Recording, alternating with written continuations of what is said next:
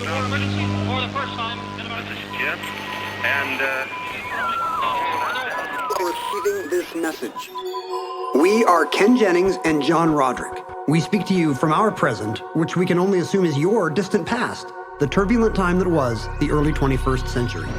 Fearing the great cataclysm that will surely befall our civilization, we began this monumental reference of strange and obscure human knowledge. These recordings represent our attempt to compile and preserve wonders and esoterica that would otherwise be lost. So whether you're listening from an advanced civilization or have just reinvented the technology to decrypt our transmissions, this is our legacy to you. This is our time capsule. This is the Omnibus.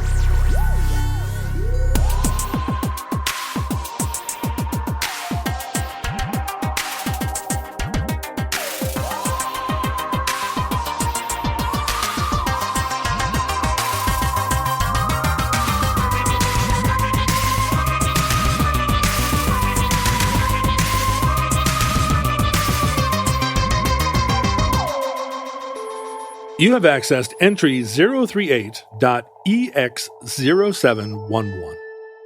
Certificate number 44722. The Amazing Randi. I have a little stunt I'd like to show you that yogis have been doing for years, and they took some people in at the Menninger Clinic with it a few years ago, and it was published in the National Enquirer, so it must be true. You sound like you could maybe be a stage magician. I'm considering this for the first time. You have a white beard and a baritone. And a baritone. Step right up, everyone. And you like people to look at you. And let me make this rabbit disappear. Watch my hands carefully. I always admired magicians. I was at an event a couple of years ago where they had hired a bunch of close-up magicians, and not goofy ones in top hats, but like cool kids that had like cool vibes. I'm going to do street magic. Yeah, this playing card has graffiti on it now. And they were just kind of, interspersed in the milling group of people at this event and doing magic, and you'd gather around. It was kind of like the Magic Castle, except not so many super lame. Yeah, not so many velvet. That's mean. That's mean. Whatever. I'm sorry, Neil Patrick Harris. And I just loved it. I don't see how you can not love watching somebody do card tricks and little sleights of hand. It's the best. Yeah. I deplore our modern Arrested Development meme. I think that that magicians are just lame. No, they're not clowns. They're magicians. I think nobody. I think you had to grow up with Johnny Carson to think the magicians were cool. But I think now maybe comedy writers have taught American kids that magicians are goofballs. For those who do not go to Hollywood every week like Ken, or spend a lot of time in Hollywood just, shagging birds like me. Shagging birds. The Magic Castle is, or are you going to talk about the Magic Castle? I'm not. The Magic Castle Turns out you are. A mansion in Hollywood that became like a clubhouse for magicians back in the whenever. And at a certain point, and it was just people in velvet tuxedos doing card tricks for each other for a long time. And then at some point in the 2000s, it became like a hipster field trip. Yeah, you'd want to go to dinner there if you could find somebody with a membership. But that's the thing. You had to be invited. Yeah. You had to go with somebody that was, either in or knew somebody that was in. You had to saw a lady in half in the foyer just to get admitted. So part of what made it a hipster field trip was that it required this, this special inn, and not everybody could go. And there were a lot of people that wanted to go and didn't know a 75-year-old, pull a rabbit out of a hat person. And so gradually, the people that I knew down there, somebody would say, "Oh, I went to the Magic Castle," and everybody'd be envious. Little by little, enough people had gone that it kind of opened up. It was a little bit like the Elks Club in Ballard here, where the first few people were like, "Rainiers are only $1," and then pretty soon. Oh, I didn't know that became a thing. Yeah, but I finally went to the Magic Castle, and it felt by that point in time just like you had just missed it. It was just a zoo in there, and some of the stuff was really great. There were a lot of young magicians in there, but I feel like that whole Arrested Development storyline is a result of that one specific, Magic Castle getting over. yeah, right. So Overexposed. all the Hollywood writers, that's their one exposure to magic culture. And they all thought they were smarter than their hipster friends by making it corny. And maybe just knowing some teens that are into magic. Because that is a certain kind of a fixated kid that it's easy to have a little fun with. But didn't you get a book on magic when you were a kid and practice it? And made my parents watch. I did too. The trick I learned that I remember is you pull things out of an empty paper bag, an empty grocery bag. But the only trick is that you've got a second grocery bag in the grocery bag. So you're just reaching between the seams and pulling out your props. I had all those little put a coin in and then make the penny turn into a dime, or make the, just that kind of, I don't know, little garbage tricks. Did you know our Jeopardy buddy Buzzy Cohen really wanted Magic Castle membership at one point? He had his whole audition. He was going to do a Jeopardy themed kind of a mind reading thing where you would force a certain answer, and no matter which category they picked, the response would work. And his game show themed magic. I think COVID hit, and then he changed his mind and never perfected the trick. So he never did his audition. No, but it's not too late for somebody out there that wants to do game show themed magic. Buzzy having abandoned it. Buzzy Cohen is exactly the kind of Hollywood bow tie wearing hipster nerd that would want to be in the Magic Castle. Everyone there looks like him, only more so. Yeah. Do you feel like you're a skeptic? Yeah. Like when told about something, when someone tells you, hey, trees talk now. Yeah. Or is your immediate response to be like, hell yeah, like let's find out why the trees talk? Or is it like, no, they don't? I think it's much more like, show me. I see. Show me how the trees talk, and I'll be the judge of that. You're from Missouri. That's right. I'm in a constant show me state. A constant state of misery. I mean, I got a lot of pushback from futurelings, a certain kind of futureling, let's say, when we did that trees talk, and I came down in a kind of mocking voice about woo. Yeah, they all needed to up their dosage of lavender oil that day. Well, because a lot of people were like, well, John doesn't have any magic in his life, and I hope that he's sad, and I hope that he just lays there with no meaning. And that was me. That was actually my alt. And I felt like, what are you talking about? I got a lot of magic in my life. Like I believe, well, first of all, in spooky action at a distance, I misuse that all the time. We know you saw a ghost in a New England farmhouse once. That's right. Ghosts in a New England farmhouse. But I'm not an atheist. I'm not even an agnostic. You're open to the possibilities of the universe. That's right.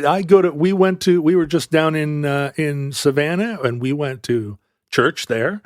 And every place I go to church. Is that right? Yeah. Every town I go to that I've never been to, I make a point to go to one church service. You're trying to find it, like the hotel room sometimes has a list of services. It's Methodists, 9 a.m. It's St. Andrews. It's usually, I'm wandering around and I see a church that seems open, and I wander in, and then I make a point to figure out when they do a service, and I go back. So I'm always... You just want free donuts, probably. There's never donuts. Really? No, I just like to... That's Mormonism. Organized religion is hard up enough that I think everybody has coffee and donuts now. The Mormons are in trouble because we don't have the coffee. That's right. I feel like if it's an 8 o'clock service, I get there at 7:59, and as soon as it's time to leave, I shake the hands of the minister and whoever else is there, and I'm right out the door. But nobody's like... Look, fresh meat, a new person. They always are. And that's why I look like I have somewhere to be. But so I'm skeptical, but I'm also very much like, show me all you have to do is show me. You want to believe. The mysticism. The problem with woo is that it so often seems a little underbaked. Well, it appeals to science, right? I mean, the woo is constantly saying, no, there's proof that there's energy flowing into your Reiki muscles. And that is the thing I'm skeptical of. And I think that comes from a lot of the debunking of magic and pseudoscience that happened when we were kids. Yeah, this is a trend that goes back probably to the mid to late 19th century. I mean, the idea of skepticism, it's just a Greek word meaning inquiry, skepsis, probably. And there were Hellenistic philosophers who were the skeptics. Yeah, sure. But they weren't necessarily like this medicine Doubters. doesn't work or ghosts don't exist. It just meant they were constantly questioning the framing of everything, oh, well, what is, just epistemological stuff. How do you know that? Yeah. Like, do you trust your senses? How can you say that is truth? They seem pretty annoying, in fact. They would have gotten really ratioed if they were on Twitter. Because no matter what you could say, they're just saying like, Yeah. I don't think you can know that at all, which must annoy fellow philosophers. Yeah, right. Especially just your regular guys who are going to the bathhouses. You think that's where most philosophy happens? I do. And that's why, in an absence of bathhouses, we have so little new philosophy. Where are the heterosexual bathhouses where I can go for my philosophy? And they don't even have to be heterosexual. No, not at all. We're open to all comers. I just don't want to be. Literally. I just don't want to be distracted. I just don't want to be distracted when I'm having philosophical musings Right. by more earthly affairs.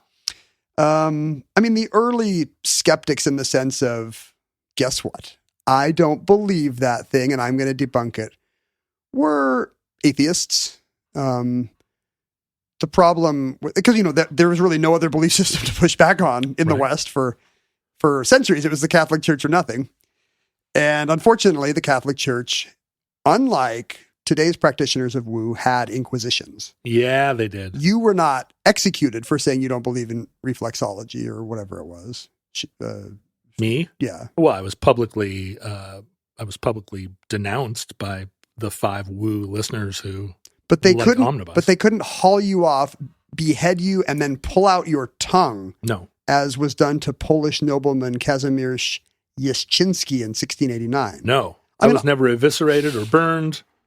All over. It was worse, but at the time, Worse than being burned alive. Yeah, and worse than being beheaded and having your tongue removed. Actually, burned is worse than being beheaded and having your tongue removed. I think burned is pretty bad. It depends Buried on the alive order. is worse. What if they reverse the order? What if they remove your tongue and then behead you?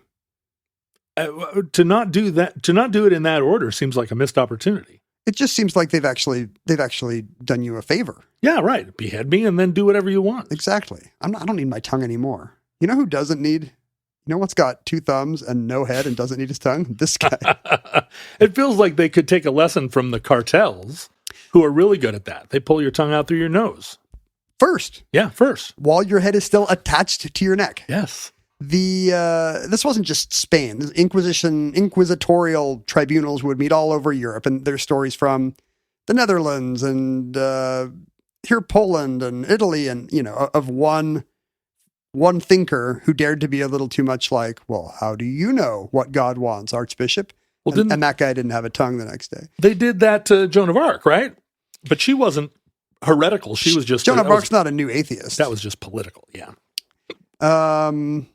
But as time went on, religion began to, and atheism, the responses to religion began to morph a little. You got into the slightly safer post-Enlightenment forms of questioning. You get to deism, where, well, of course, God exists. Who can say that he does not? But surely he's working through rational means that scholars can understand and define. Thomas Jefferson's Bible.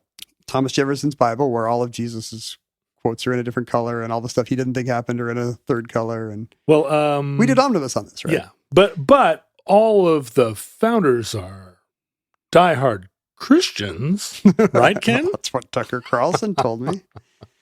It's interesting to wonder to what degree there is internal unspoken atheism, because you can find Greeks and Etruscans and ancient Chinese and Hindu people all saying, well, what if there is no 4 8-armed blue guy? Then what? Or perhaps these idols in our homes are only stone, So the idea must have occurred to somebody that the invisible God that everybody's talking about, what if he's not there at all? Well, I always feel this way about his story, Ken. Is that what you call his story? Just that all that gets written down is the stuff that is written down by the writers. Socially acceptable. And of course there were... Do you think every teen back then was like, they're making me go to church, but I never saw Jesus there? I bet every teen, and well, not every teen, but I bet the Goths and the New Wavers. Like literally the Goths? Yeah. The Visigoths? All of the Visigoths. But also, no, anybody, I don't think Benjamin Franklin got down on his knees and prayed. Well, he was up in the middle of the night. He might have. What else are you going to do? He's down on his knees for sure. We should have picked a less horny founding father for this story. Well, I don't know why. We haven't done a recording in a while, and you and I get all this pent up horniness. I think you might be projecting a little bit there. I don't know if it's both of us.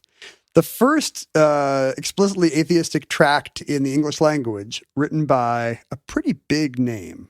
Do you Erasmus. Percy Bysshe Shelley, the great romantic poet. Of course. Got kicked out of Oxford in 1819 or 1820 or so for writing a little pamphlet called The Necessity of Atheism. That was the first atheistic writing in English? There does not appear to be an earlier explicit call to atheism. Oh, wow. Well, that just made him doubly sexy to all the goth girls. Well, yeah, plus, going down to Italy and whatever he did. Yeah. Dying or not. Like unbuttoning his shirt to the second button. Thinking about nightingales and the west wind and whatever else. But our current idea of skepticism, there's still a lot of overlap between the skeptic movement and the atheist movement, particularly kind of this post-Randi, new atheist Dawkins type movement, where we're going to call out everybody's superstitions. And it doesn't matter if it's seances or priests. They're all equally anti-scientific. And if we're going to defend critical thinking, there's an overlap there. Well, but our tens of thousands of Gen Z listeners probably have a very different experience of the kind of online atheist Gamergate types who are on there all the time. Yeah, it's an interesting question. I think there's kind of been an acceptance that, just kind of in the same way that magicians have come in for some overdue scrutiny. There was some turn that happened with online atheism a few years ago where everybody was like, look at these dweebs, like it borders on anti-Semitism sometimes. They're doctrinaire. They're irritating. They're all into Bitcoin. They're all into Bitcoin. Christopher Hitchens was pro the Iraq War for some reason. I know these guys are doofuses. I know there are also tens of thousands of future links that are like, hey. They're getting on their atheist alts to post about this. I resemble that remark. We love all people. We do, just like God loves you, atheists. Right. But has that seeped down to Gen Z, or is this generation so secular that they don't think that atheism's funny because it's just self-evident to them? Well, what even is religion anymore? Yeah, like it seems like, and this is part of the critique of woo. It just seems like your religion. It's like your religion can be whatever you say it is, and every person has their own take on it. And Zoomers should know that the same. Those online atheists also think your horoscope is dumb. And if you're a Pisces, you're probably pretty angry about that. It starts with Presbyterianism, I think. As soon as you don't have a priest as an intercessionist, as soon as you're a Protestant and you don't have to go to get the absolution from the guy in the tall hat, and you've just got a one-on-one relationship with God, come on. That could be anything. Yeah, you and God talking on the side, like I can't even, if I'm trying to have a conversation in my head, I can't even do long division in my head, and I'm supposed to be carrying on a relationship all day with an invisible, inscrutable entity. I blame John Calvin for a lot on a daily basis, but I feel like that's the biggest crime. Opening it up. You want to see a guy in a collar? Get a guy with a tall hat, and it's got to be a guy. Wow. Speaking of history. But things changed quite a bit in the middle of the 19th century when the beliefs that people could inveigh against started to become falsifiable. Shelley, it's easy for a Oxford dandy. That's the word you're looking for.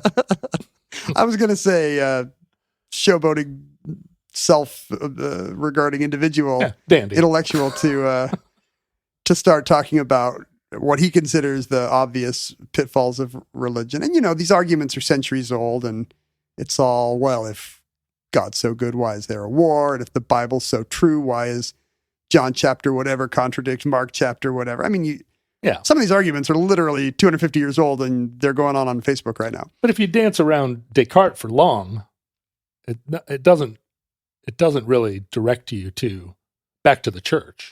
It does not. There are now alternatives.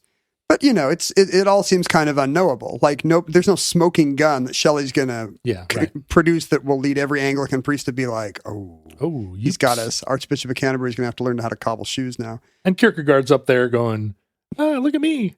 Right, and even philosophers will be speaking in a language so elevated about religion and the epistemology of religious knowledge that pick your card. That's not a smoking gun. But that all changed with the Christian spiritualist movement of the 19th century. Which we've talked about on several It's come up a few times. This is going to be yet another omnibus where we learn about weird guys doing weird stuff in upstate New York. And it's the same time period. It's exactly when the Millerites and the Mormons and these Christian utopianists that we've talked about are all the Oneida coming into being up there. They all want a farm where they're going to throw off the shackles of what's gone wrong with society, and particularly what's gone wrong with Christianity, and they're going to get back to a cool new socialist way to live. Generally, a lot of open marriages. Right. And it all comes down to one thing. You're, what if the guy who does your horseshoes has a hotter wife than yours? What then? Thinking about this 19th century phenomenon of suddenly everybody being interested in haunting houses and ghosts knocking on tables and where did that knocking come from? Did you hear that? Yeah, I didn't. I don't know where that was. Oh. The problem is this table is felted, so the ghosts. That's exactly what a ghost knock sounds like. Do you need a felted table to do a seance? I mean, you and I always do the show holding hands around this table. So if there was going to be a manifestation, it's so dark in here. You'd think, the candle doesn't. I'm trying to read my notes, and these candles are getting very low. I was wondering the other day. Mindy and I were talking about this. We're like, where did all that come from at once? Yeah, what happened? I assumed, because you always see these people in Noel Coward plays, all these mediums wearing turbans and stuff. I was like, it must have been the mystical East. Yeah, right, exactly. The British Raj subjugated hundreds of millions of people. Trying to understand the Persians. We learned about astral planes and reincarnation and different kinds of non-Western medicine, and suddenly Wu was born. But I don't think that actually is a data point. Like, I think that's kind of a later overlay, like maybe around the turn of the 20th century. I think these original ghost hunter, soothsayer types were influenced by, a few things happen. Christian mystics like Swedenborg start to say, hey, I've had first-person mystical journeys, and if you don't, and if your priest does, if your pastor doesn't, there's a better, pure Christianity out there, and it's going to have gifts of the Spirit. It's going to have manifestations, speaking in tongues and whatnot. So this comes more from Shaker Quaker stuff then? Yeah, and Quaker in particular. A lot of the people who adapted these movements were Quakers, because a lot of them were like left-leaning movements, these spiritualist abolitionists people. Yeah, they were abolitionists. They were really into women's rights. They didn't feel like the existing religious structures were really hotbeds of that, obviously. And they were going to all move to these communal farms and practice Christian socialism. And the women were empowered. You look at these 19th century spiritualists, and a lot of them are women who could not have been religious leaders in their previous churches. So a lot of Quakers felt like this was the future, like women telling you what your dead grandpa's up to now. Weirdly, we still think that. It's true. Like, who are the great male psychics? There's that John Edward guy on, is he still around on cable TV? But, if you go to a strip mall psychic next to the teriyaki joint, or at a carnival midway, somebody looking in a crystal ball, if that's a thing. If you go and put a coin in the Zoltar machine. See, Zoltar, I don't know Zoltar's pronouns, but he's coded as male. Yeah, that's right. He's Zoltar got a has beard. facial hair. And a turban. There is a psychic by the teriyaki place right up here. Is that right? What is the connection? I'm picturing one. There's one in Linwood. They share a bathroom. Every mini mall. You could go in there and be like, hey, predict what I'm going to order, lady. I keep wanting to go get a foot massage at the massage place that's always next to the psychic, next to the teriyaki place.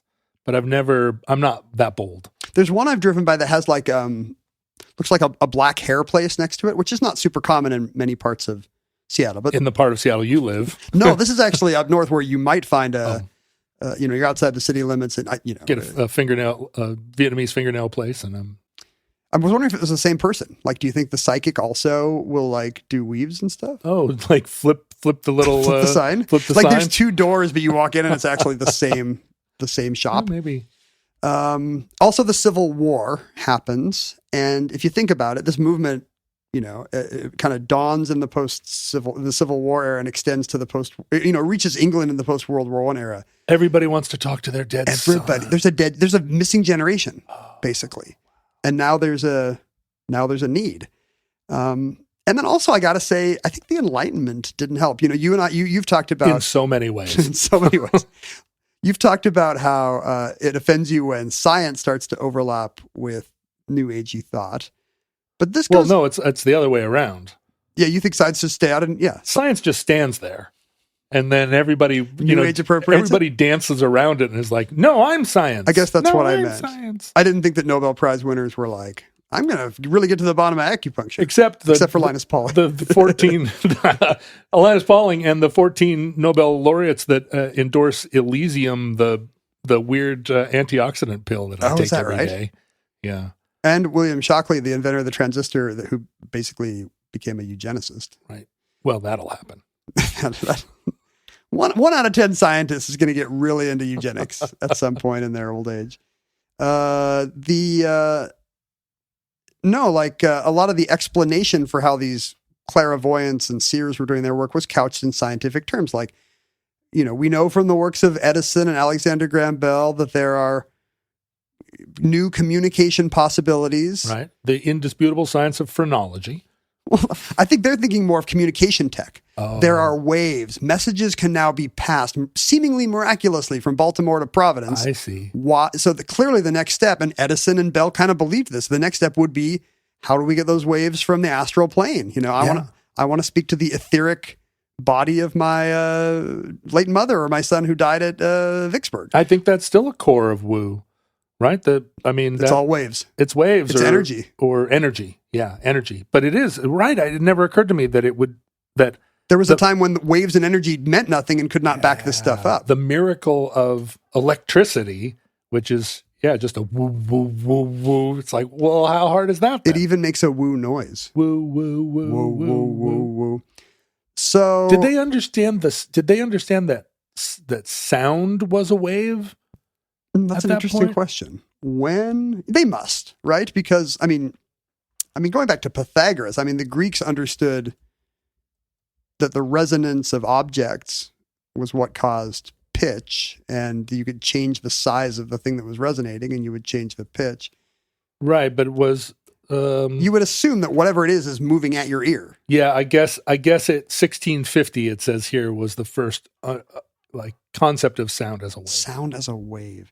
Because sometimes you can probably see it in a membrane. Like that must have been what happened. Or just in water. Somebody's looking at somebody yells too close to a lake. Yeah. To a bird bath. Never yell too close to a lake. Or a bird bath. The Christian spiritualist movement, which, kind of still exists to some degree, although not at its early 20th century peak, traces itself back to 1848. The Fox sisters, 3 sisters, 2 younger, they're in Rochester, New York. So again, upstate New York. 2 of them are quite a bit younger than the older, and they can see boogeymen. For whatever reason, they felt their house was haunted, and the 2 younger ones realized that if they were cracking their toes at mealtimes or whatever in the parlor, they could fool their older sister. Margaret and Catherine were just cracking their toes, and she would be like, "Oh, that's the creak of the ghost. They're back. Do you hear that?" And they thought that was pretty funny, but unfortunately, it's an Arthur Miller Crucible kind of thing where it gets out of control and people start telling the neighbors. But the older sister already had the idea that ghosts, A, and B, that they manifest themselves by making little tip-tap sounds. Yeah, they were living in a place that was a house that kind of had a neighborhood reputation for being haunted. I don't know if something had happened there or if it's just the creepy-looking house. That sometimes happens. But, stories of haunted houses, that also goes back to the ancient Greeks. There's one of the philosophers talks about a man who died and then just returns to his home and just kind of chills. So chills. He's not knocking over urns. Yeah, I don't know how quickly you get to trying to communicate with the living, making the chandelier shake. For one thing, the chandelier has to be invented.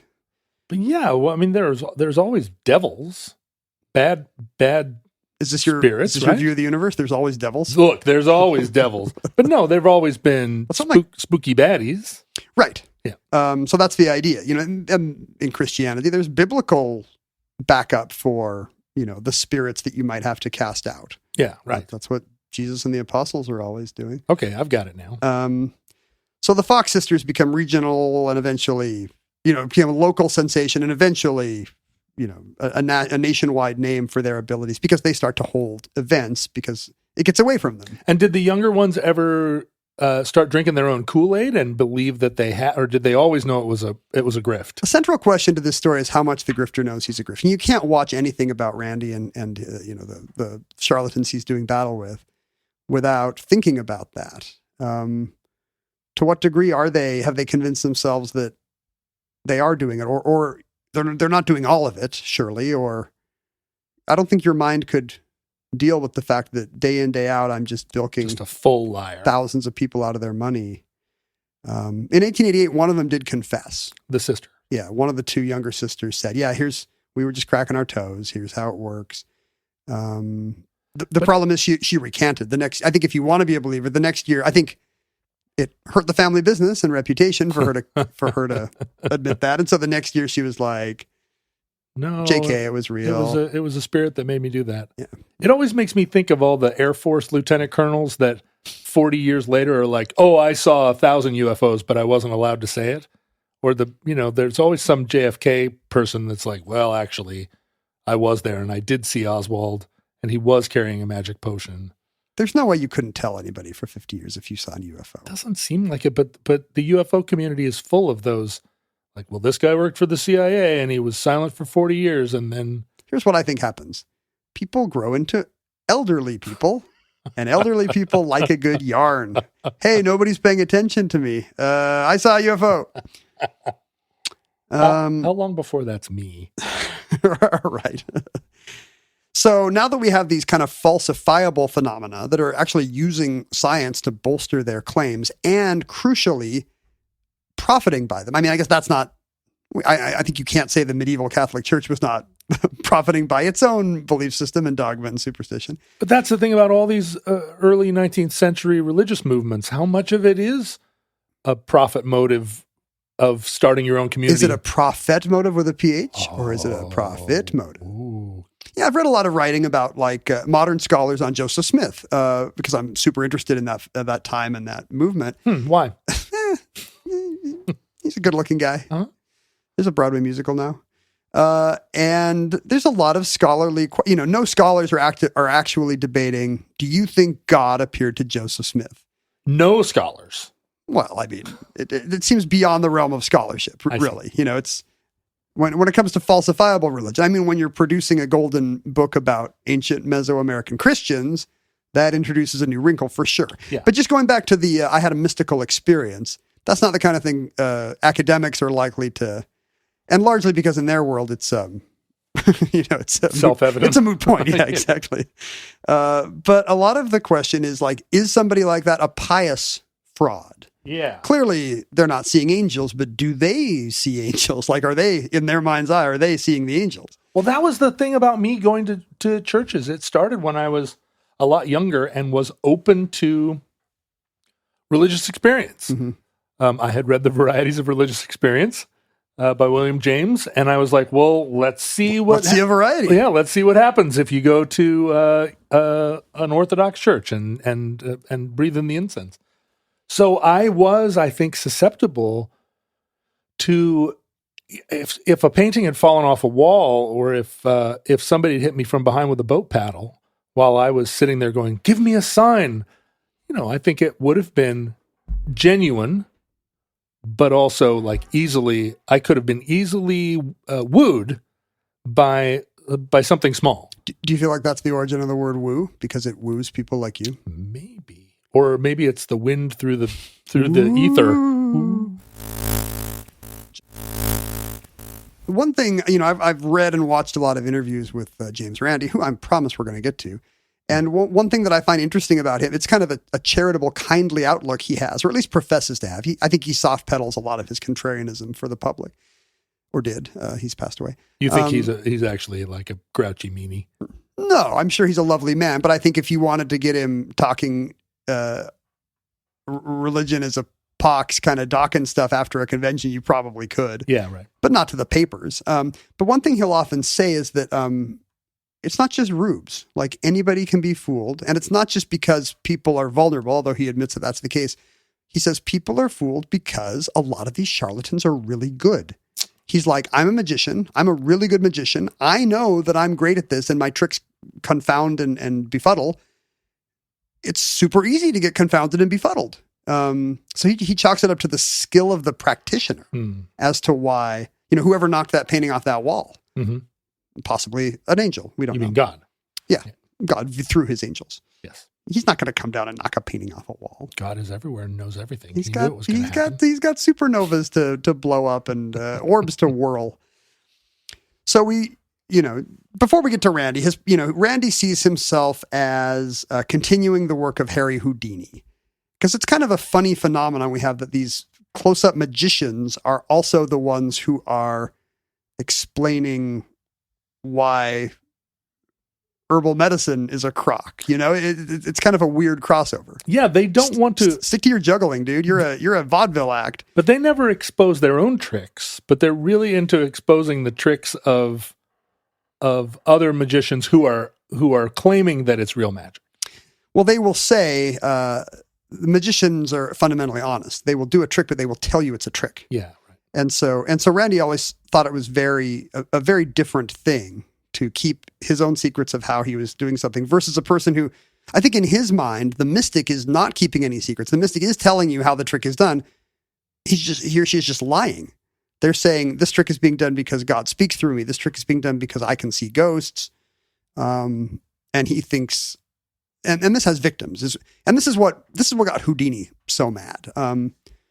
There's the general cultural sense of Houdini is that he was a legitimate seeker for a time. That besides being the greatest magician and escape artist in the world, his mom had passed in 1913. He was living in a world where spiritualism was everywhere, and he wanted to know, do the dead really speak to these ladies in turbans? And it's not clear whether that's, again, him putting a kindly face on his investigations because he doesn't want to look inquisitorial. It's clear that later in his life, when he spoke to some of Arthur Conan Doyle, do you know this, had a great kind of a frenemy ship. No, I didn't. Conan Doyle, the Sherlock Holmes creator, was a very gullible, perhaps, when it came to matters of spiritualism and would fall for every new fad and mystic. How funny that Sherlock Holmes was the opposite of that. Exactly. It's a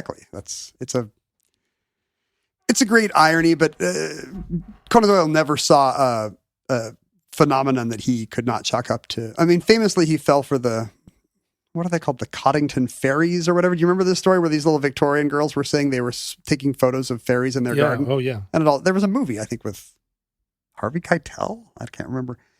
And it all turned out to be photographic trickery, but Conan Doyle believed every single one of these, and Houdini would kind of feign curiosity about his acquaintances' new interests. But it's possible that he was just trying to, doing it in order that he could then tear down these beliefs. Yeah, you don't want to be the guy that's like bull pucky. You want to be like, oh, show me more. Show me, yeah. And Houdini hated this stuff. First of all, and Randi says the same things. He hates it as a magician. This is my profession, and people are misusing my tools of dexterity and prestidigitation for untoward ends. And secondly, he saw who they were preying on. It made him mad that they were just finding wealthy widows and then just bilking them by telling them that their Civil War son, who's been dead 50 years, still wants to. I'm talking to your industrialist husband, Cyrus, and he still loves you and misses you every second. But Houdini would, because he knew how to do all these tricks, he could walk in, he could immediately see how the medium was doing this, that, or the other. There's a famous story of him telling Conan Doyle, no, that medium did not do that. Here, look at this. And he gives him 4 round cork balls and a little tub of paint and a slate. And he says, now cut open one of these balls. I And got that for Christmas. every child loves this classic toy. 4 cork balls, A tub of paint. and a slate. He gets Conan Doyle to cut one of the balls open to show that it's not doctored in any way. And then he says, leave the house, go walk down the street, write down a message on a piece of paper, fold it and bring it back. And Conan Doyle comes back with the message written down. And Houdini proceeds to suspend the slate in the air somehow, rolls the balls in the paint and sticks it to the slate. And the ball starts to move on the slate and writes out a message. And what's more, Without Houdini holding the ball. right, the ball is just moving on the slate of its own accord. And a word at a time, the message that the creator of Sherlock Holmes had written down on the paper in his pocket is formed.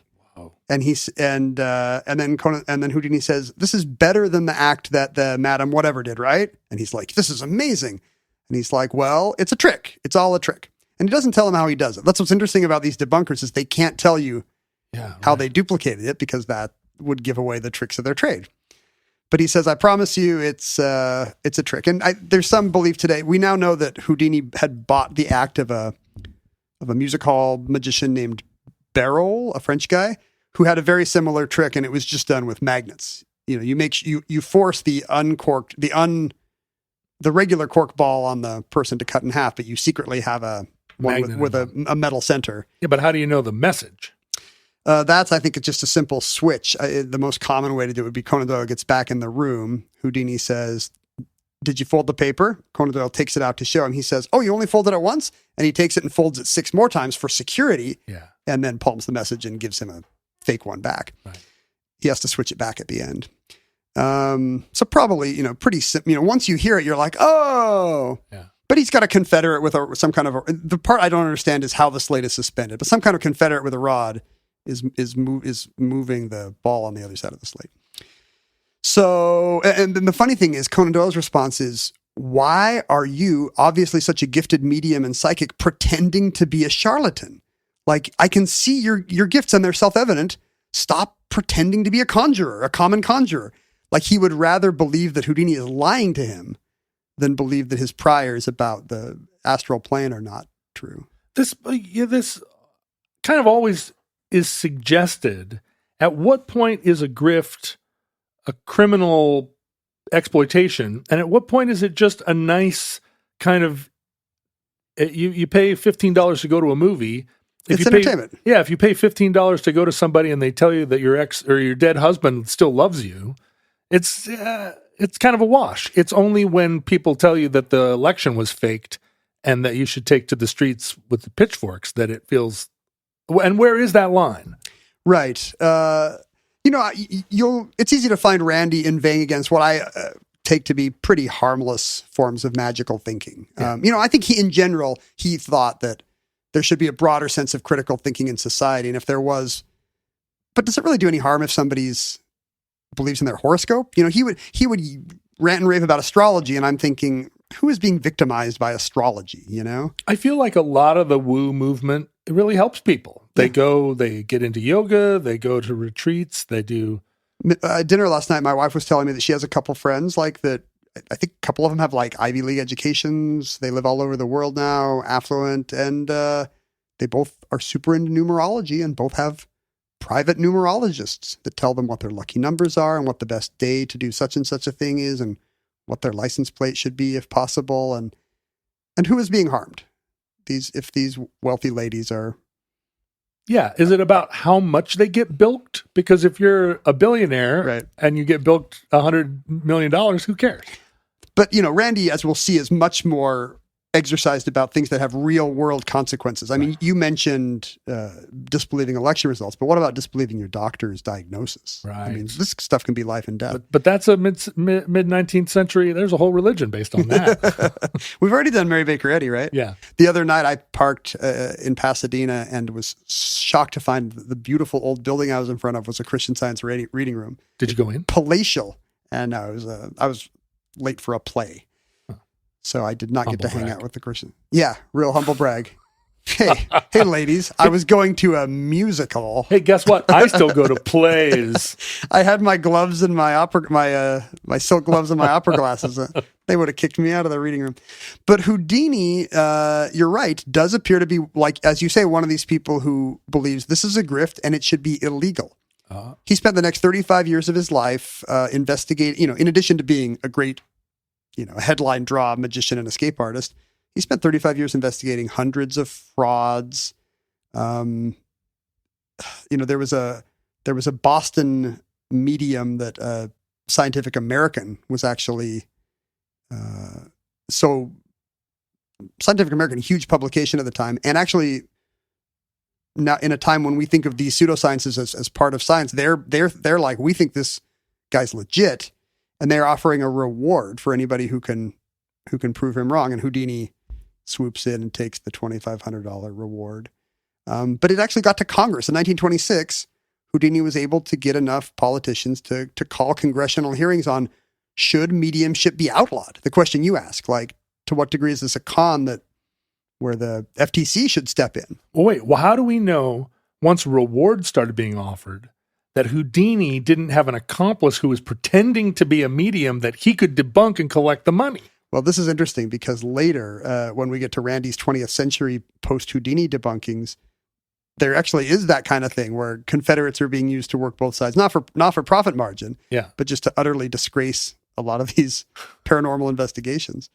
So Houdini goes in front of Congress and he sits there in a hearing room and duplicates all these tricks.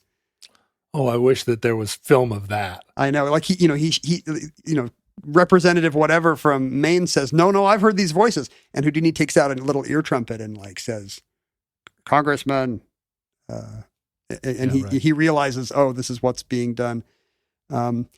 Unfortunately, Houdini was Jewish, and a lot of these spiritualist movements still professed a Christian religious conviction. So he got a lot of pushback from a lot of anti-Semitic pushback. Like, who is this little Jew coming in here telling us that our religion is false mysticism? I had no idea that was a component. Isn't that weird? Yeah. That this is at the time, this is good Christian religion. Yeah. And it's the criticism of it that seems un-American and un-Christian. Still true to this day.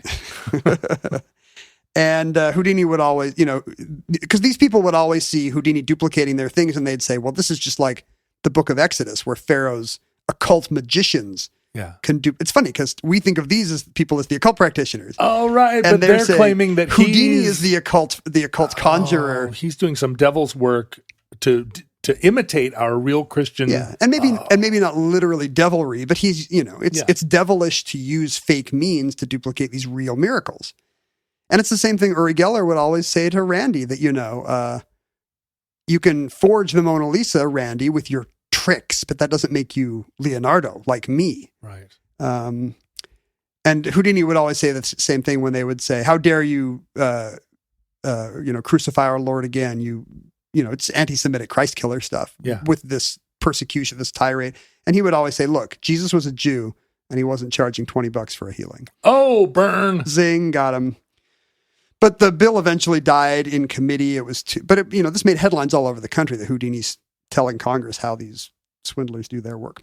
And it creates this new paradigm going into the 20th century where you've got the mystics, who are, we assume, charlatans. They're always trying to keep one step ahead of the skeptics. Now, were there investigators? Houdini stands in the time? Like, did he have his own kind of not just that he was a popular draw, but like people who have been on the internet being like, is that Elon Musk, sir, Mr. Houdini, sir, I love your show. Is that just a 21st century phenomenon where any kind of celebrity has like a mini army of nerds that are out there fighting the fight? Or I think so. Yeah. I mean, as an entertainer, he would have had, crowds of fans wherever he went. And famously they killed him. Right. His fans were a little too into his act. That's true of everyone. So everyone gets killed by a fan? Yes. I thought it was just Houdini and John Lennon. To our listeners who are thinking of starting their own podcast, let me dissuade you. If you see John or me in a public place, do not think that we can take a punch to the stomach. Do not rupture any of our organs.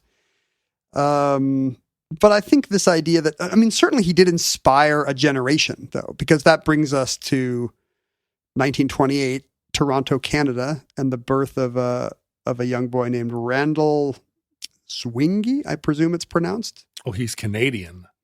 He's Canadian. Oh, so he's trying to rob us Americans of our beautiful Christian.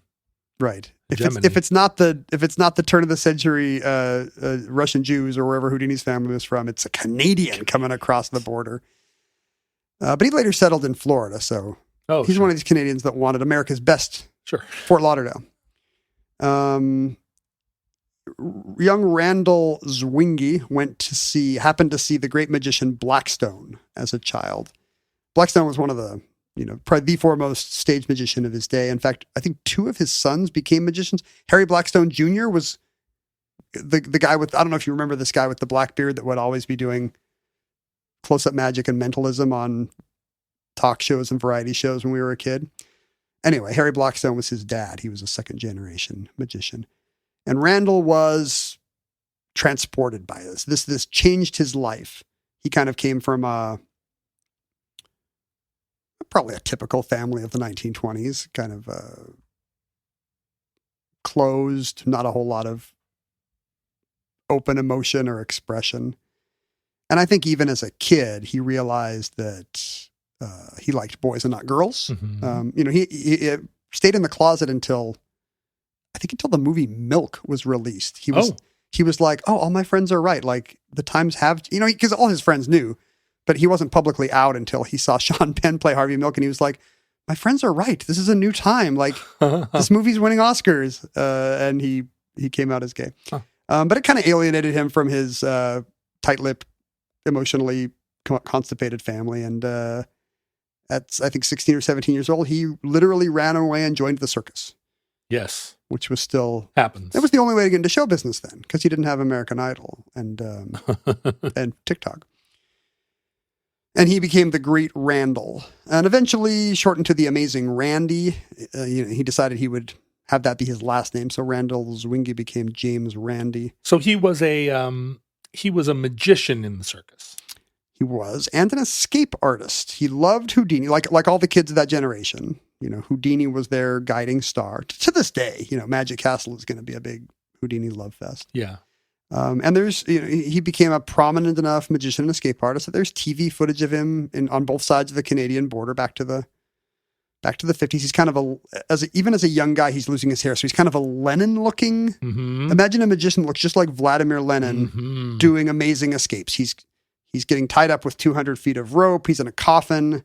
He's frozen in ice. He's suspended in a straitjacket upside down over Niagara Falls. These are all big classic Houdini escapes. They all give me tremendous anxiety. I don't like him at all. You should admire him because they give you anxiety. He's out there escaping from blocks of ice, so you don't have to. Yeah, but I know that's the logic behind people watching horror movies. Yeah. Like they love that's why women listen to true crime podcasts. But John. I feel like I do not want to feel that way. And it is not fun to feel those bad feelings. It's nerve-wracking to watch. Yeah.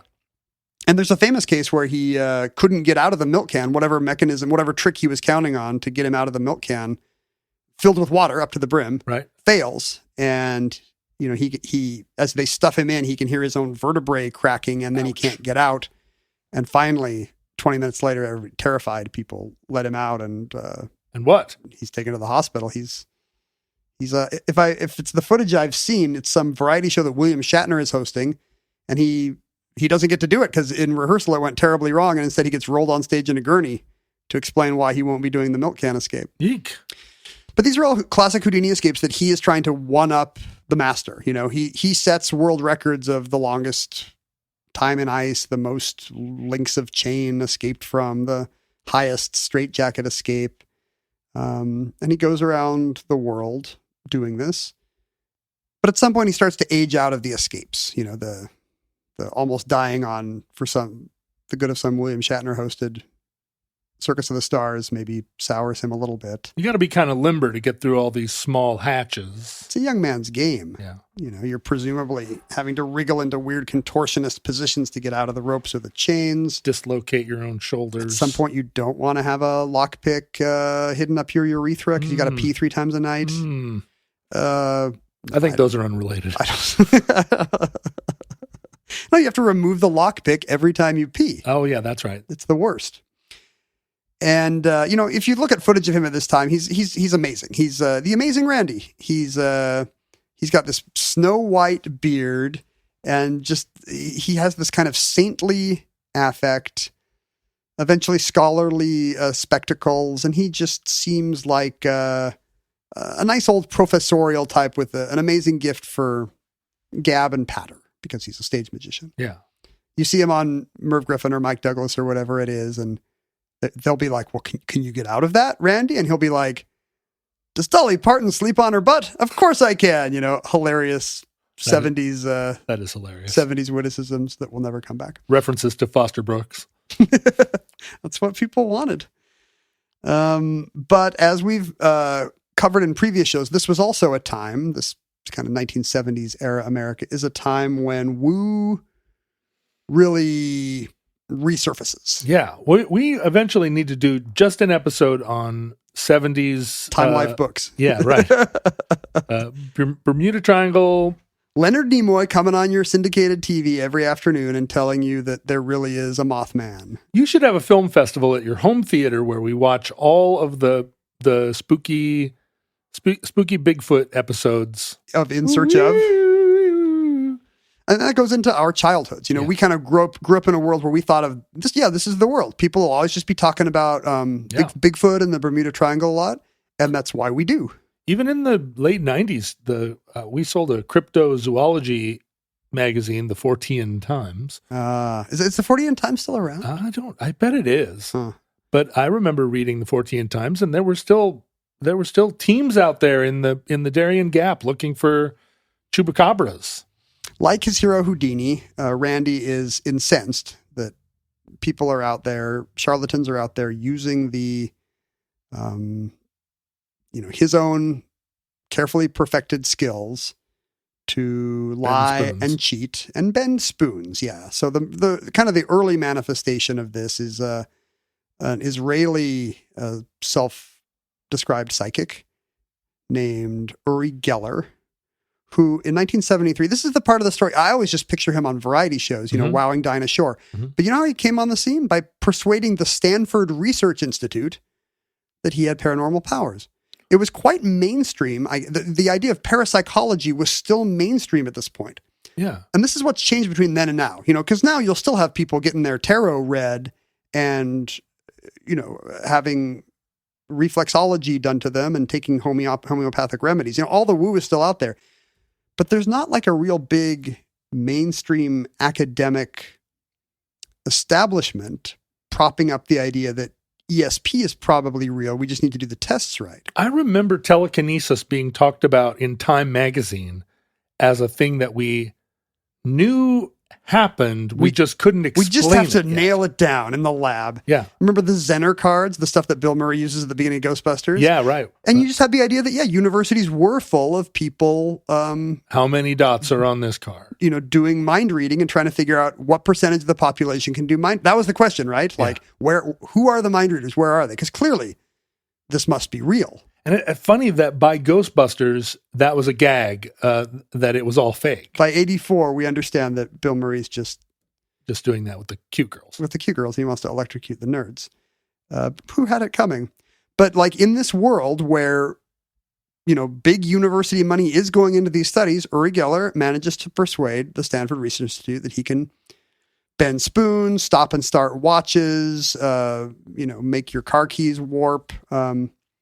It's all very funny to me. You watch his act now and you think, if this guy really does have mental powers and all these Nobel-winning scientists are credulously nodding their heads, why can't he just do it in a cool way? Why does it always look so much like a parlor trick? Why does it look so much like sleight of hand? All right, now I need a Confederate to hold one end of the spoon while I begin rubbing. It all just looks like an act. Yeah. And yet Randi is just aghast that Nobel-winning, 2 Nobel winning scientists are like, we believe that Mr. Geller has the power of telekinesis. I mean, he'd be an incredible car thief, cat burglar. Why wouldn't you be the Pink Panther? Yeah, like, are the guest fees really that good on the Mike Douglas show? Like, what is he getting for that? I'm sure he's got a live act. He must have toured. Sure. But ruining spoons everywhere. But Randi sees this guy on the news, with scientists kind of straight-facedly saying, Mr. Geller from Israel can, of course, bend spoons. And Randy's like, that act is 100 years old. He would often say, this used to be on the back of cereal boxes. And I think he believed that, that he came from a world where everybody knew this kind of stuff was a vaudeville act. Right. And now we're in a world where Stanford is validating it.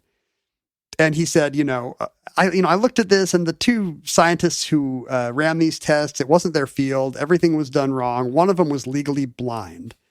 And he said, I don't, he has the opposite priors. He's a contrarian. Yeah. Right. And I think that's where a lot of this kind of skepticism, new atheism movement comes from. I don't want to say it's always smug and pedantic, but there is kind of a certain self-congratulatory feeling of everyone else goes to church, but not me, the smart man. But how, I mean, it would seem like if it was, it would seem, Ken, if it was a trick, that Randi would have just gone on the Mike Douglas show and bent spoons and been like, ta-da, end. Well, this is what happened. It basically became a 5-year road trip of him following Geller around the country, debunking every trick he did. So the famous thing that happens is Geller gets booked on Carson, and Randi's been on Carson many times. They know of him as a skeptical debunker of things, in addition to being a magician and escape artist. And they call him and they say, if Geller's cheating, what do we do? And Randi's like, yeah, I've seen the tape from Stanford. Geller can tell which of these objects has been handled by a Confederate or by a third party while he was out of the room.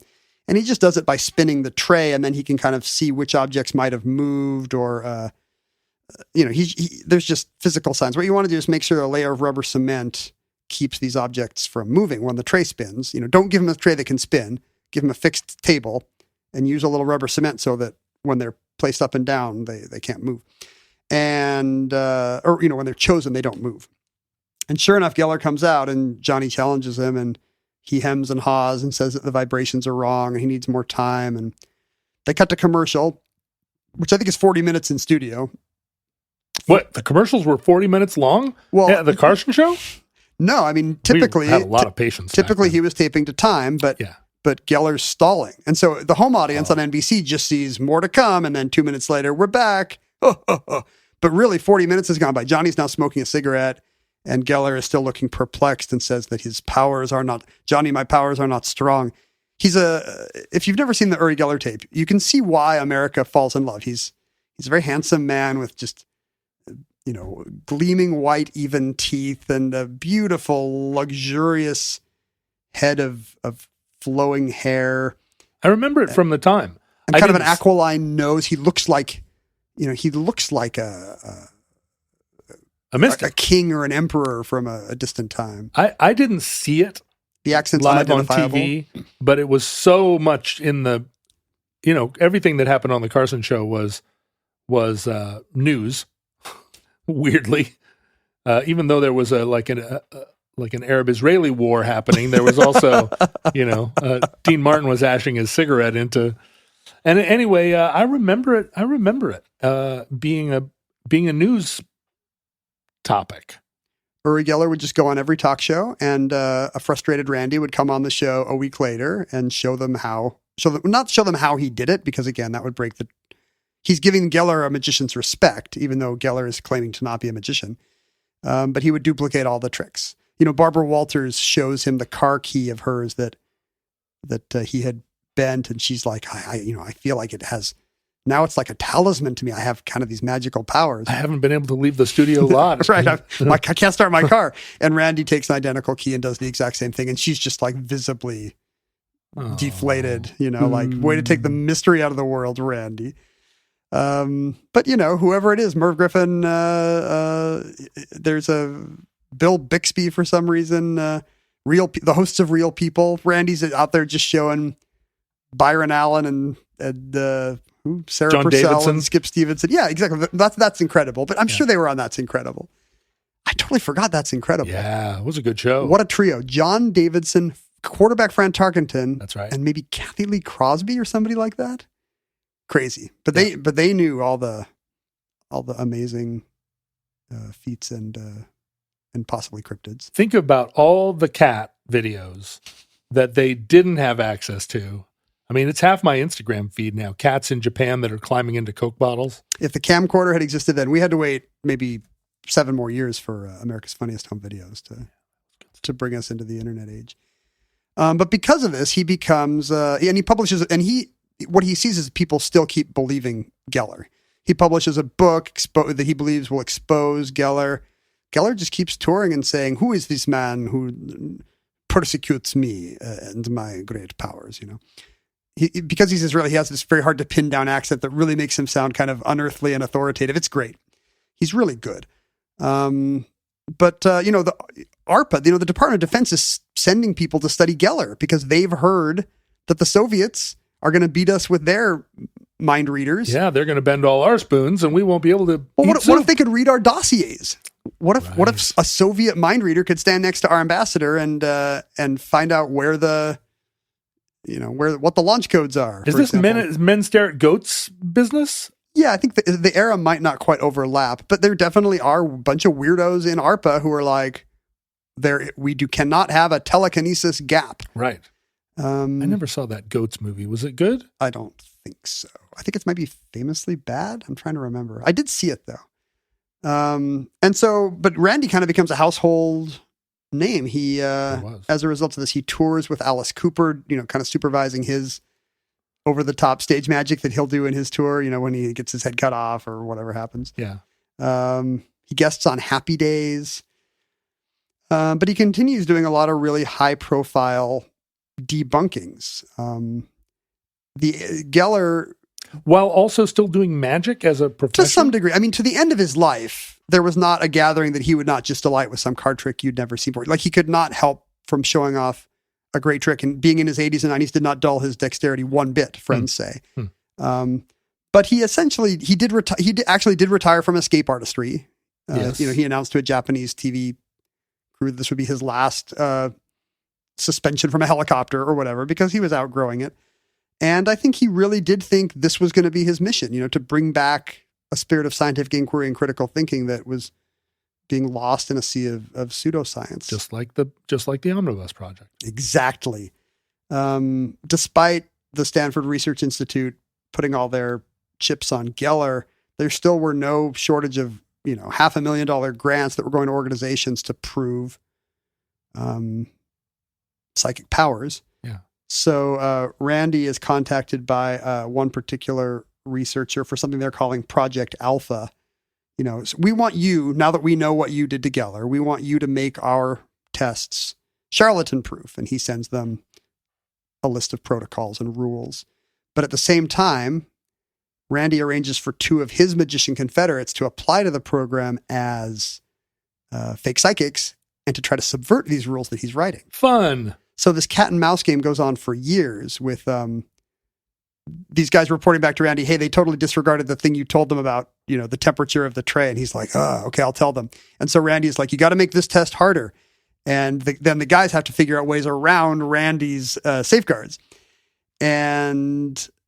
But they start to feel terrible. This goes on for years, and they're essentially rooking these. They've got Stockholm syndrome about these scientists, and they feel like we are just lying because the scientists are so hopeful every time they see them, spin a thing under a bell jar or read a mind or whatever it is. And they just start to feel like they're doing something unethical. And Randy's like, we have to do it. Like, when this is unveiled, yeah, right, it'll tear down this whole fraudulent building. But the scientists, are telling TV audiences, yes, as we up the controls, the gift does seem to statistically lessen, but it is still present, yeah, right. Which how can they even say that? If the gift is getting less with the controls, Yeah, you're just making it. Clearly, they were faking some of the stuff. Well, or It's their concentration is. Yeah, unable- the vibes, Exactly. what were you saying? The waves the are aura of the. they're not. It's not quite powerful enough to penetrate tin, but it can get through aluminum. In the 80s, one of probably Randy's greatest showman moment comes on the Johnny Carson show. He's been really getting interested in the boom in faith healing, all these revival preachers, tent shows. I mean, we're not quite into the big televangelist with a private plane era yet, but we're just a few years away. And a lot of these guys are, they're just selling out a big civic center and Snakes and pounding somebody in the forehead, and then their diabetes or whatever it is cured.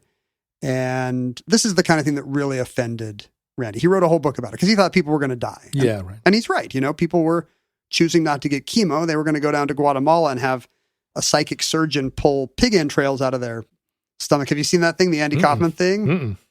Yeah, these guys would just say, "Yeah, I can pull the impurities and the tumors out of you. Lie down," and they would show their empty hands like a magician, and then put their hands on the guy's belly and just pull out a series of gross gunk and blood, and there would not be a scar or an incision or a hole.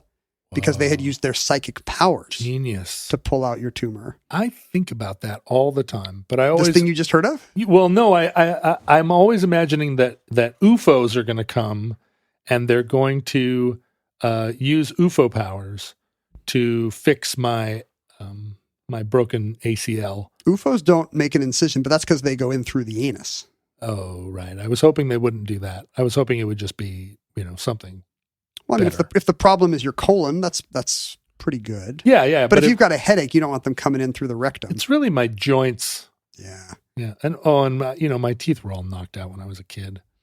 And you think you think aliens are going to abduct you, but instead of regrow my teeth? How hard is that?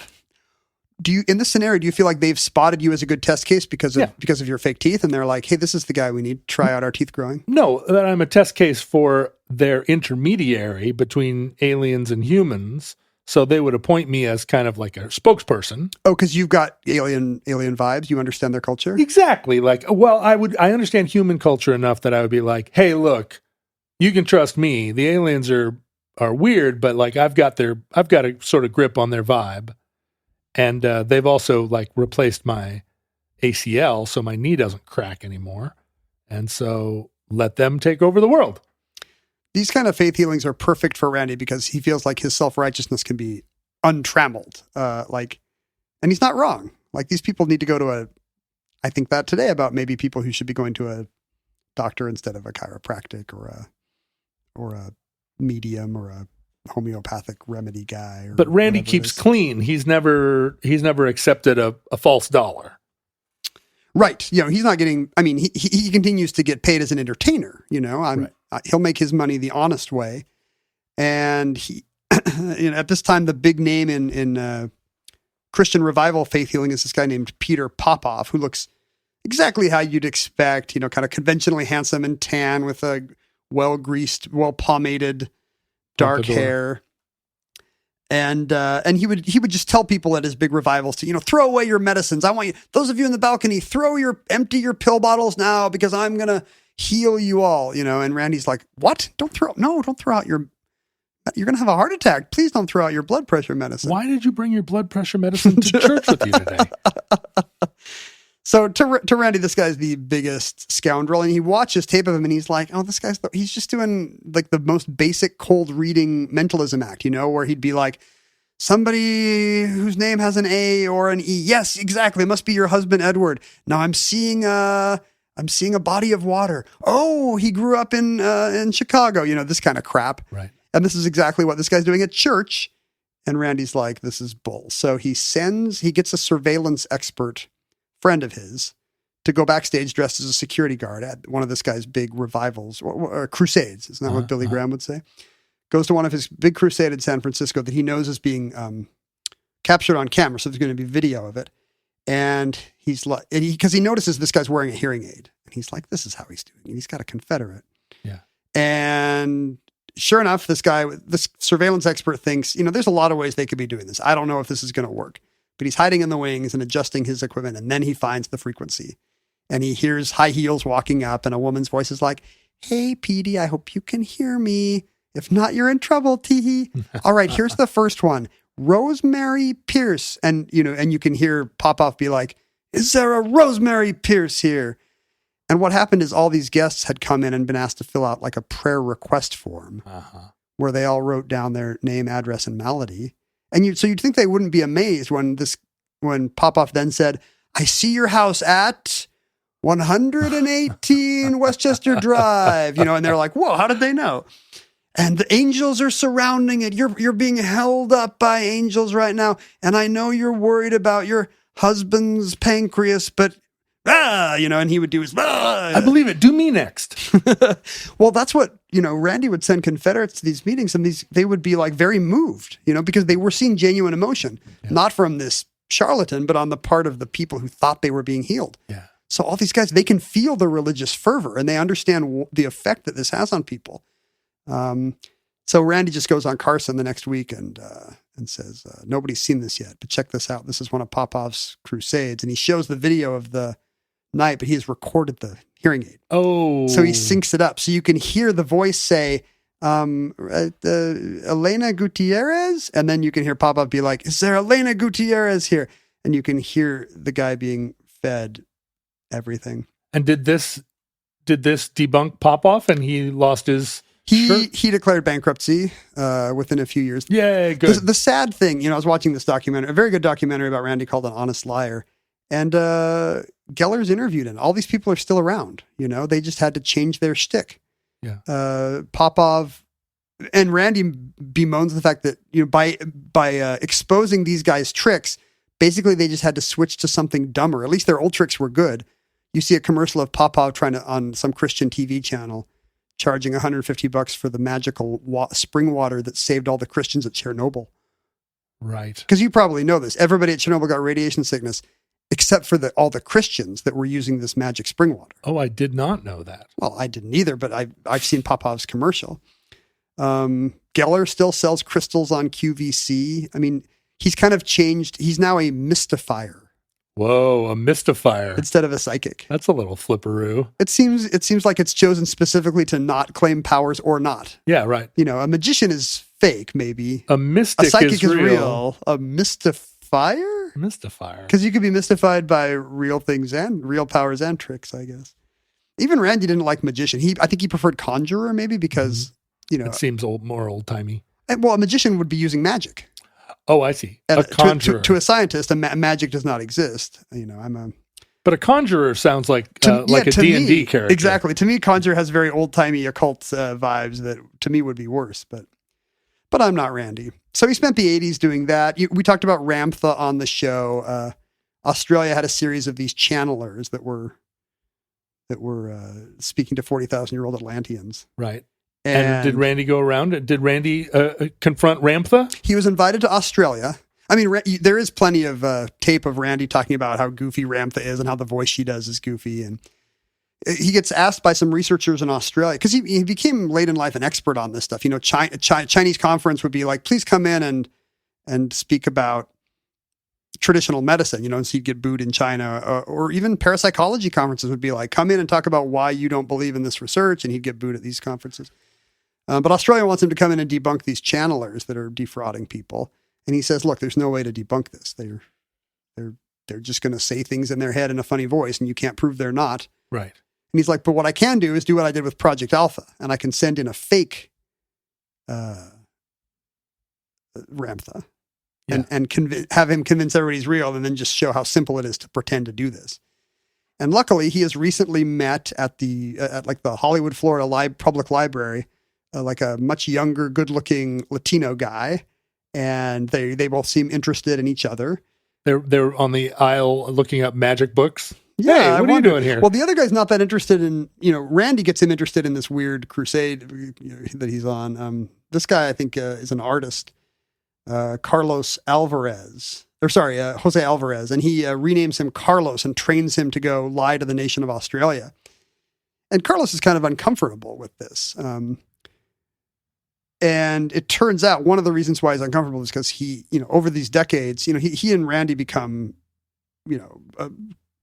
life partners for about 30 years, married in all but the legal sense. Until they were romantic. Yeah. Oh. Yeah, until finally Obergefell makes it legal, and a week later they're finally married. But they're together for 30 years. But the interesting part of the story is, so at the heart of this debunker truth teller guy, there's this deception that he's not telling anybody that he's gay and living with this, cute young Venezuelan guy. But the real deception, it turns out, is that Randi and Jose Alvarez both know that he is not Jose Alvarez. That he's his name is Davy Pena. He fled Venezuela in his account because of the anti-gay violence that that's in a machista culture. It's tough. Gay people are victimized and brutalized, and he wanted out. And Florida was much more welcoming. Not now, but then. And there are places in Miami you can still get away with it. There's a few places that are outside the DeSantis zone. But he gets a new identity. A middleman says, "Oh, I'll set you up with this dead guy's social security number. You're Jose Alvarez now." Unfortunately, in the 2000s, the real Jose Alvarez applied for a passport the first time because he wanted to go to his sister's wedding in Jamaica. And that's when INS shows up at the amazing Randi's house. Oh, no. And arrests his life partner of 30 odd years. Who's been living in America as Jose Alvarez this whole time. And it turns out becoming a public figure via hoaxing the nation of Australia about channeling the spirit of Carlos was not a good career move because, easy to find. He's on to tell the truth. This guy has a whole fake identity, and he's literally appearing on To Tell the Truth in the early 90s.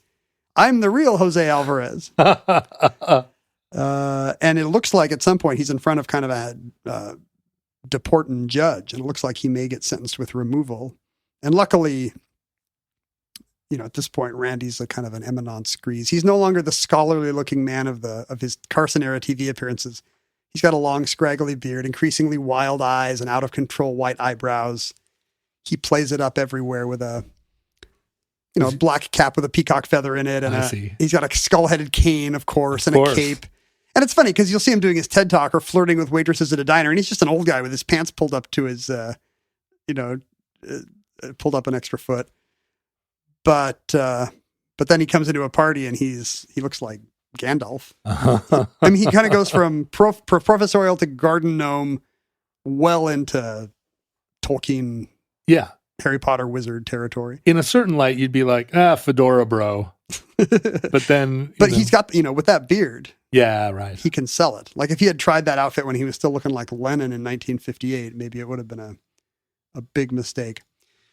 But luckily, Jose Alvarez is sentenced just to time served. I mean, he can't seek U.S. citizenship now, so his resident status is really iffy because he was... That's too bad. He was living here in an assumed identity for decades. But married to an American, so eligible for how does that work? Green card-ish thing? I wonder how that would work. Yeah, I believe he still lives in Florida. Randi passed away in 2020, I think, well into his 90s. Well done, Randi. He's now in heaven, of course, as he often said he would be. And he comes a knocking. He wasn't religious, he wasn't anti-religious. He was, he would say, I'm an investigator of these things, and that's true of religion as well. It would be impossible for me to prove that a supreme being does not exist. Sure. I don't think that's in my domain. I just want people to use a sense of critical thinking about where their faith takes them. I went to the First Baptist Church of Savannah, and the minister got up and spoke in a funny voice. Yeah? Was it Ramtha? No, he said, "Hi, everyone. Welcome to the church, and nice to see you." That's exactly the voice you expect. That's not a funny voice.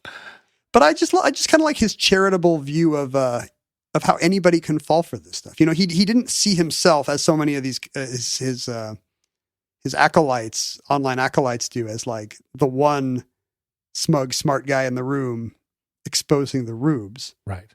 He really felt like these tricks are really good. And you see before your eyes the spoon is bending, or the preacher knows something that he shouldn't know, and you believe. He was humane.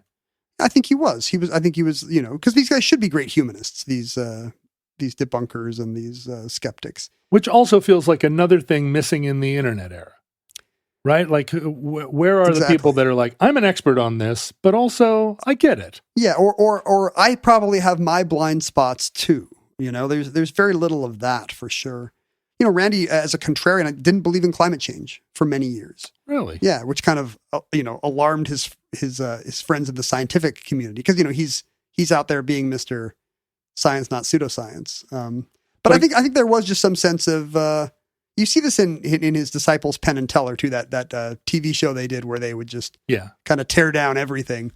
You kind of see the pleasures of contrarianism can get carried away. I love Penn and Teller, but I watched that show and they did an episode on Alcoholics Anonymous. Yeah. Where they were like, this is baloney. Higher power. Yeah, how could this possibly work? And I was like, you guys don't even know what you're talking about. Like, it's not a scam. It's a thing. And you see scientists who go outside of their area of expertise. Yeah, like James Watson with the DNA guy, who just all of a sudden turned into a eugenicist.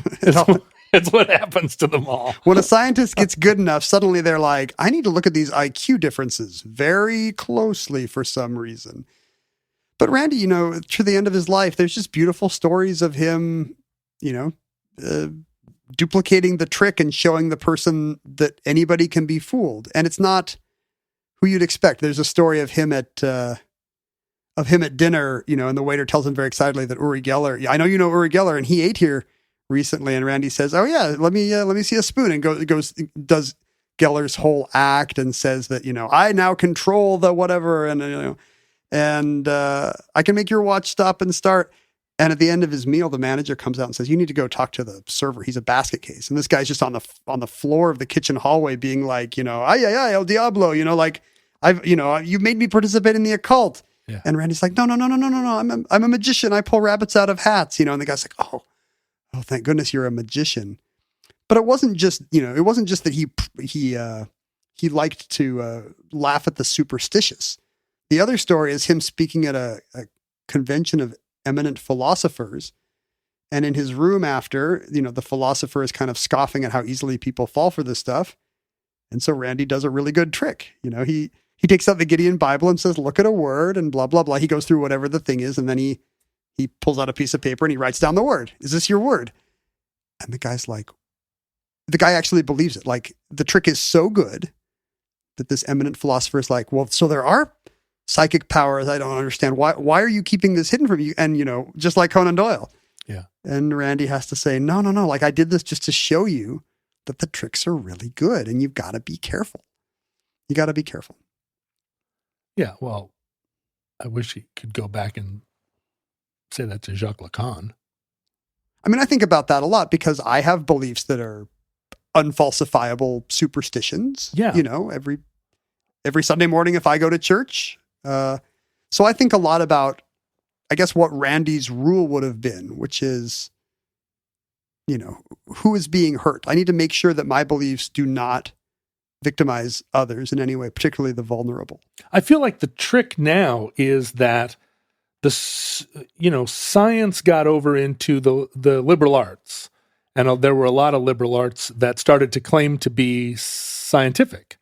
And so that then leads itself to this same kind of, based on some studies, now we're making policy and people start to believe they start to claim that it's science, but believe in it like a religion.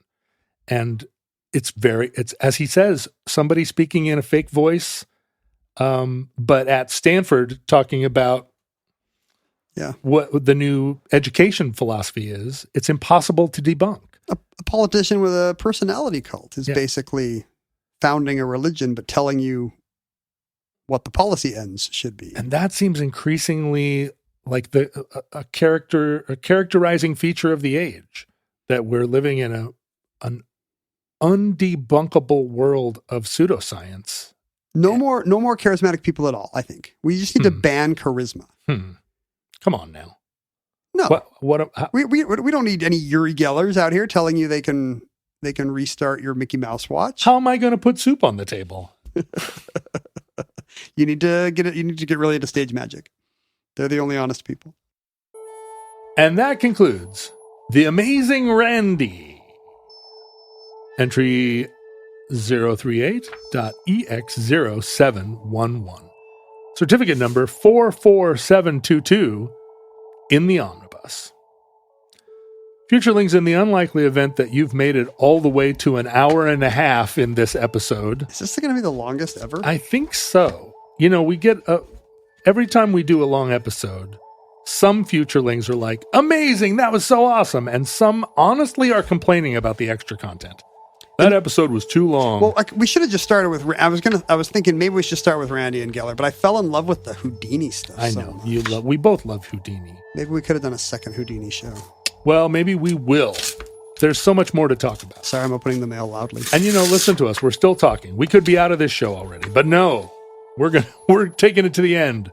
We're opening the mailbag. Futurelings, don't bother to go to social media. It's all a scam, and I'm debunking it right now. But if you are there already, Facebook, Twitter, Instagram, Discord, their Futurelings spread widely across all spectra of the internet. And I don't need to tell you how to use the internet unless you are so new. Can you possibly? No, you're on the internet. You're listening to a podcast. There's no one so new that they don't know how to use the internet. Randi was kind of an early podcaster. A lot of these new generation of followers he found by doing an online radio show for decades before podcasting had a name. Did he do tricks? Well, you can't do a lot of close-up magic's hard to do over the internet. Yeah, I guess that's right. You can find Ken with his top shelf Mount St. Helens and New York Times crossword puzzle content on Twitter at Ken Jennings. I'm occasionally on there, just hoping not to get shouted down at John Roderick. You can email us at theomnibusproject@gmail.com. You can send us mail, and Ken's got some mail over there, the old mailbag.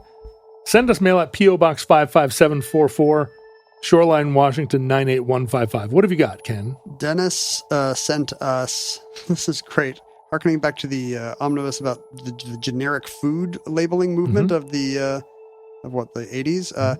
He sent us some scouting badges from his scout troop. They had a generic camporee. Oh, that's cute. With just white and black shoulder badges here. So Dennis is a longtime listener and a prolific writer and scoutmaster and computer scientist who lives in New England. That's correct. And in fact, he was on the Moby Dick Council. Yes. Like he's so close to New Bedford that they were naming their scout councils after whales. And he has read Moby Dick half a dozen times, I think. And he sent in that vein, he sent us pictures of the Lagoda, a miniature whaling ship at a New Bedford museum. Oh, that's beautiful. And for you, John, a comic book adaptation of Moby Dick. You know, my daughter is going to love that so much. When I was reading Moby Dick, she was kind of reading it alongside, but in a abridged, like, kids version of it. And so we talk about Moby Dick all the time, but she loves graphic novels. So. There's a Bill Sienkiewicz Moby Dick adaptation that's really beautiful, kind of painted art. It looks like those 80s painted Batman and Daredevil things that came out. This is much more of a classics illustrated thing by Charlton and DC Comics legends Dick Giordano. I didn't know this existed, but it's fun. That's gorgeous. It's fun. Thank you so much, Dennis. Does it have all the endings, or does it have the Gregory Peck ending? It looks very short. Uh-huh. I'm guessing it's missing a lot. I think I'll save the rest of the mail since this show is already 6 hours long. Okay. All right. And in conclusion, at least for my part, please support the show at patreon.com/omnibusproject. Your support helps us stay on the air, and it also makes it easier for me to exist as a charlatan. Since I don't think any of your charismatic professions should exist, and all sectors of life should be run by boring people who cannot stampede others into any kind of fervor at all.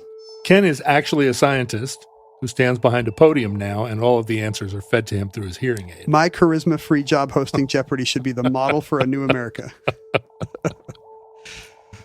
Speaking of Patreon donors, this show was actually suggested by it was Pablo, right? Pablo. We just talked to him on the Zoom the other day. One of our longest time and most dedicated supporters. He thought Amazing Randy would be a good show, and boy, he sure got his money's worth. He was not wrong. Now we're at 134 now, Ken. We got to get out of here.